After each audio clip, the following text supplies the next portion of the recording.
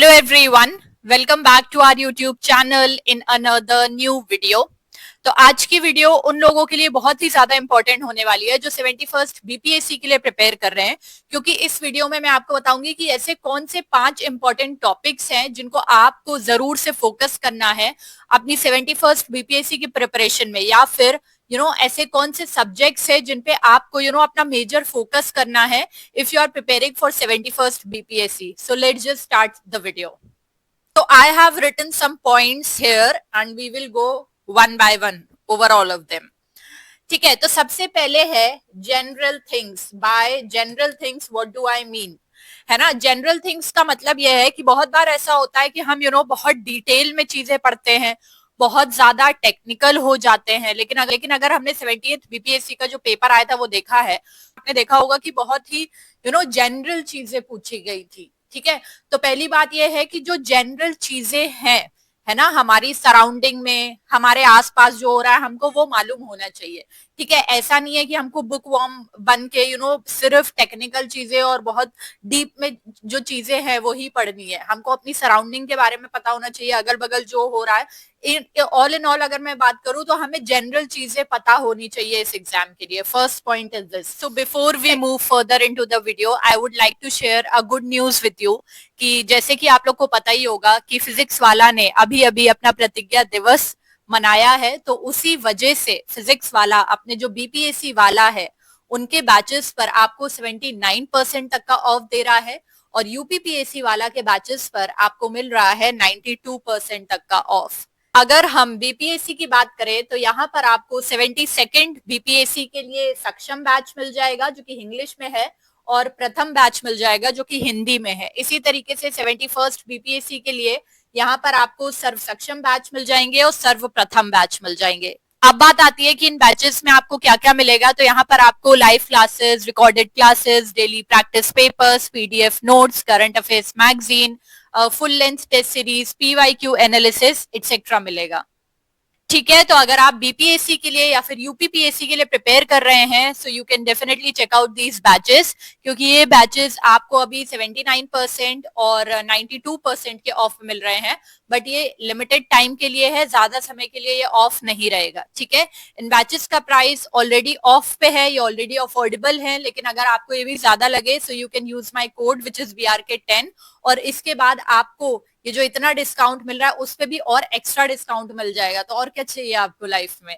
ठीक है, और मैं आपको बता दूं कि ये जो मेरा कोड है या आप अदर स्टेट पीएससी जैसे एमपीपीएससी, ओपीएससी एटसेट्रा के लिए भी यूज कर सकते हैं डिस्काउंट के लिए. So all the links and details are given in the description box. Do not forget to check out these batches. Second is history is not everything. Why have I written this point? देखो क्या होता है ना कि जब भी हम पढ़ाई अपनी स्टार्ट करते हैं तो ये एक ऐसा मिथ बना हुआ है कि भाई बीपीएससी में हिस्ट्री का बहुत ज्यादा इंपॉर्टेंट है, हिस्ट्री का बहुत ज्यादा इंपॉर्टेंस है. तो देखो है, ये सही भी है, मैं इसको कंप्लीटली गलत नहीं बोलूंगी, लेकिन हमारा ज्यादा टाइम क्या होता है हिस्ट्री पढ़ने में ही चला जाता है. लेकिन आज की डेट में ऐसा नहीं है. ठीक है, it is not only about history. तो हिस्ट्री को आप पढ़े, लेकिन अपना एक स्पेसिफिक आप अपने आप को एक डेडलाइन भी दे कि भाई इतने से इतने समय तक मैं हिस्ट्री पढ़ूंगा. ऐसा नहीं है कि BPSC is only about history, कि आप हिस्ट्री पढ़े ही चले जा रहे हैं, पढ़े ही चले जा रहे हैं, डिटेल में पढ़े ही चले जा रहे हैं, है ना. हर सब्जेक्ट को आपको एक स्पेसिफिक टाइम अलॉट करना है और आपको सारे सब्जेक्ट्स पे ध्यान देना है. ऑब्वियसली हिस्ट्री से ज्यादा क्वेश्चन आते हैं तो आपको उस पर ध्यान देना है, बट मेक श्योर कि आपका पूरा टाइम हिस्ट्री पढ़ने में ना निकल जाए. Because I have seen people जो बीपीएससी के लिए प्रिपेयर करना स्टार्ट करते हैं और महीनों महीनों तक वो हिस्ट्री पढ़ते रहते हैं, है ना. They are in some kind of dilemma कि पेपर सिर्फ हिस्ट्री से आने वाला है, but that's not the case. ठीक है, तो history is not everything. Third point है एनसीईआरटी. हम एनसीईआरटी पढ़ेंगे तो हमारे जो बेसिक्स हैं वो क्लियर होंगे. ठीक है, और हमको नॉर्मल चीजों के बारे में जो बेसिक जो चीजें हैं वो पता चलेंगी, चाहे वो हिस्ट्री हो, ज्योग्राफी हो, पॉलिटी हो. तो आपको एनसीईआरटी पढ़ना बहुत इंपॉर्टेंट है. But this NCERT point is also it also varies, क्योंकि अगर आपका आपका बेसिक्स क्लियर है तो I would not suggest you reading NCERTs. अगर आपका बेसिक्स क्लियर नहीं है, if you are a beginner and you have just started your preparation, तो फिर आपको एनसीईआरटी पढ़ना जरूरी है. डायरेक्ट आप जो स्टैंडर्ड बुक्स है उसमें नहीं कूदना है आपको, पहले आपको एनसीईआरटी पढ़ना है. ठीक है, आपका स्टैंडर्ड बुक्स छूटी रह जाए वो चलेगा एक बार को, लेकिन अगर आपका एनसीईआरटी छूट गया और आप स्टैंडर्ड बुक में पढ़ने लगे हो तो आपको स्टैंडर्ड बुक भी समझ नहीं आएगी, ठीक। फिर fourth point is UPSC, UPPSC and BPSC. Why have I written this point, है ना, क्योंकि बीपीएससी का यूपीएससी और यूपीपीएससी से क्या लेना देना। तो अगर आपको थोड़ा बहुत पता है चीजों के बारे में, तो बीपीएससी में I think it was in 69th BPSC जब यूपीएससी के डायरेक्ट क्वेश्चन पूछ लिए गए थे। अभी 70th में तो आई डोंट थिंक यूपीएससी से कोई क्वेश्चन आया है, but we should keep this thing in mind, ठीक है। अगर 69 में पूछे गए, 70th में नहीं पूछे गए, डज नॉट मीन कि 71st में नहीं पूछे जाएंगे, है ना।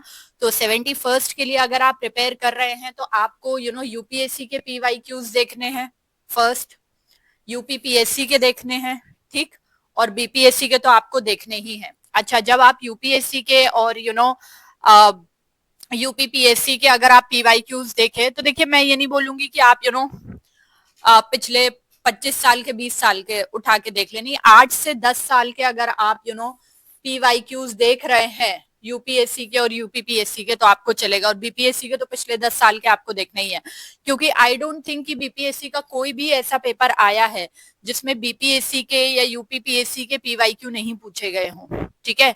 तो आपको पीवाईक्यू जरूर से देखने हैं, इसको चीज को इग्नोर नहीं करना है, क्योंकि आपके 2-3 क्वेश्चन तो अगर आप पीवाईक्यू देखोगे तो उससे ही बन जाएंगे, और 2-3 क्वेश्चन यहाँ कहने में बहुत वो लग रहा है कि सिर्फ 2-3 ही क्वेश्चन बनेंगे, लेकिन आप जब एग्जामिनेशन हॉल में होते तो वो 2-3 क्वेश्चन भी बहुत ज्यादा होते हैं। So that is a thing, concepts. अच्छा, यही मैंने बताया एनसीईआरटी वाला पॉइंट, ठीक है। आपको चीजों के कॉन्सेप्ट्स जरूर पता होने चाहिए। अगर कोई क्वेश्चन कोई चीज न्यूज में चल रही है, कोई टेम्पल है या फिर कोई आर्ट फॉर्म है न्यूज में चल रहा है, या फिर कोई कोई फेमस पर्सनालिटी न्यूज में चल रही है, बहुत ज्यादा उसके बारे में चर्चा हो रही है, तो उससे रिलेटेड आपको बैकग्राउंड पता होना चाहिए, है ना। कोई इंडेंजर्ड स्पेशीज है ना, या फिर किसी जानवर के बारे में बात हो रही है तो आपको पता होना चाहिए कि वो कौन से नेशनल पार्क्स में पाया जाता है, उसका आईयूसीएन स्टेटस क्या है, कौन कौन सी कंट्रीज में पाया जाता है, थिंग्स लाइक दैट। क्योंकि आई थिंक गंगा डॉल्फिन से रिलेटेड क्वेश्चन आया था 69th बीपीएससी में, so it was very tricky for some people जिन्होंने, अच्छा वो वाला क्वेश्चन जो है पहले ही यूपीएससी में आ चुका था, है ना, तो वो वाला क्वेश्चन पहले ही यूपीएससी में आ चुका था। तो मैं यही ही बोल रही हूँ कि आपको कॉन्सेप्ट्स आने बहुत जरूरी है। कॉन्सेप्ट्स देखिए, 69th बीपीएससी का जो पेपर आया था that was more conceptual, 70th BPSC का जो पेपर आया था that was more factual and one liner. But ऐसा नहीं है कि 71st का जो आएगा वो सिर्फ फैक्चुअल आ जाएगा और वो भी ऐसा वन लाइनर काइंड ऑफ आ जाएगा, तो ऐसा नहीं है। तो आपको फैक्ट्स और कॉन्सेप्ट्स दोनों ही पता होने चाहिए। अच्छा, the last one is economics, ठीक है। Why have I written this? पहली बात है कि देखिए, इकोनॉमिक्स से अगर आप इस बार देखेंगे तो इकोनॉमिक्स से क्वेश्चंस आए थे, चाहे वो बिहार स्पेसिफिक हो चाहे इंडिया लेवल के हो। आई एम नॉट सेइंग कि आपको इकोनॉमिक्स का पूरा इकोनॉमिक्स का पूरा शुरुआत से पढ़ना है, आपको सब आना चाहिए। No, I am not saying that. आपको इकोनॉमिक्स के जो बेसिक कॉन्सेप्ट्स हैं, पहली बात तो आपको वो आने चाहिए, इन्फ्लेशन, डिफ्लेशन, एप्रिसिएशन, डेप्रिसिएशन क्या होता है, थोड़ा बहुत आपको पता होना चाहिए, ठीक है। थोड़ा बहुत आपको इकोनॉमिक्स का बेसिक पता होना चाहिए। अदर देन दैट, अगर हम बिहार स्पेसिफिक की बात करें तो आपको बिहार का बजट, इकोनॉमिक सर्वे, ये सब तो बहुत नॉर्मल चीजें आपको पता होना चाहिए। लेकिन इंडिया लेवल पे भी आपको चीजें पता होनी चाहिए कि इंडिया का क्या एफडीआई चल रहा है, कौन इंडिया का लार्जेस्ट इंपोर्टर है, कौन एक्सपोर्टर है, इंडिया का किसके साथ ट्रेड बैलेंस है, किसके साथ नहीं है, किसके साथ सबसे ज्यादा है, ठीक है। इंडिया के बजट के बारे में, इंडिया इकोनॉमिक सर्वे के बारे में, तो ये चीजें आपको पता होनी चाहिए।